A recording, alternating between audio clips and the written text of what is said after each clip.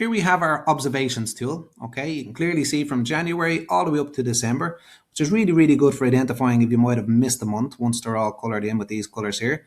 Green will be complete. So if you had one that you've sent to the parents for January, that would be green. If you were still working on February's, it would be orange. And if you actually submitted one to line management for March, let's say, that means that the manager can decide whether or not that they want to mark it complete and send it to the parents, in which case this will turn green. Not created are the gray ones, okay? So if I wanted to do a new observation, all I've got to do is click Add New Observation. Okay, now there's 4 steps to our observations tool. However, it's important to point out that you don't have to fill in every area. If there's any area you feel like skipping past, you can. However, if you do fill in all the areas, you do end up with a really detailed observation of the child. First things first, you decide on the date and the time. If it was okay, the date, leave it as B. But if you wanted to say that this was in fact for February, the 11th, then just click in and change the date, okay?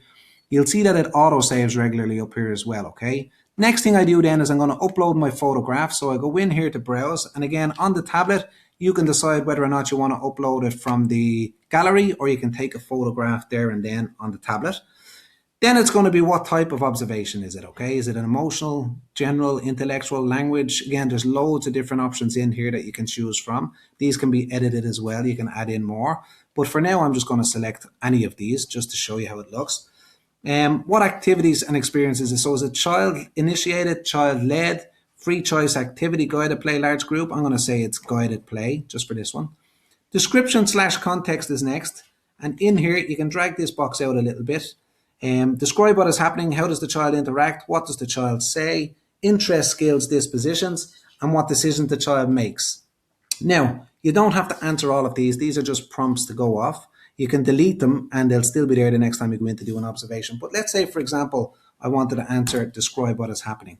I click beside it, hit the enter key, go down here to the microphone. The child is playing with her favorite toy. Okay, and it types it out for you. Now, if I didn't want to answer these, as I said, I'm going to just delete them. They'll still be there the next time I go in to do my observations.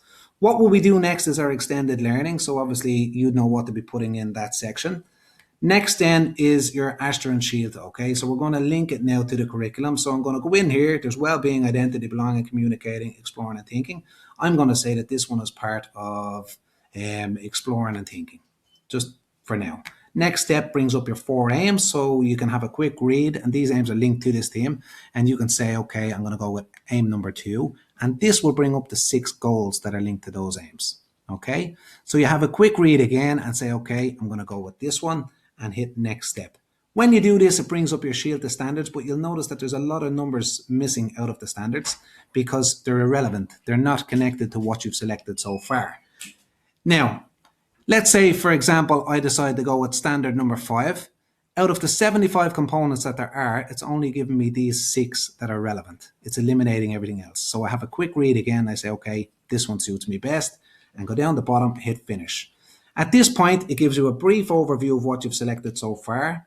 Exploring and thinking, 1 aim, 1 goal, 1 standard, 1 component. I can edit, delete, or add in more themes at this point if I want. If I'm happy enough, I go to my next step, which is the child's strengths, challenges, areas for development / resources, and then plan with the child guardian. Okay, so let's say, for example, the child struggled to hold a pencil. You might put that in here. Your plan with the child guardian would be, please take out the pencils at home and help the child get used to holding them. Okay, click next, and then you have your additional comments where you might want to put in notes around your observation, how you got on, or if you wanted to do a follow-on observation or whatever it might be. And at this point here, you can decide whether or not you want to submit it to line management or mark it complete. Now, there's 2 different permissions available to staff members. You can give them permission to send an observation to the parents, or you can take that permission away, which means they can only submit it to you for approval as a manager, and you decide if you want to mark it complete. So let's say I submit this to line management. That means I'm done with it as a teacher, and it's up to management now to decide whether or not they want to send that on to the parents. Down here you have previous observations. So if this observation that I'm doing right now was a follow-up observation on this one that I've done last month, all I've got to do, if I wanted to link these 2 observations together, I put a little tick in this box and hit create. and that will link those two observations together for me. Okay, which is brilliant, because then you can kind of see that, you're not just doing an observation and putting it in a filing cabinet, you're actually following up on these observations. And you can see that there's 2 there for February now. Okay, now if it was a case that you wanted to go back and look at your observations, all you do is go over here to your observations index. And in here is like a reporting system for your observations, where you can select the room, you can select an employee, the child that you're looking for, the type of observation, the activity, the status. So like, is it complete, draft, or submitted? So management would only really be looking for the submitted observations, so that they can decide whether or not they want to send that to the parents, as long as it looks okay and everything else.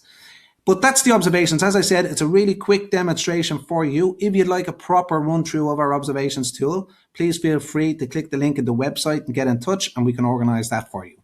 Thank you.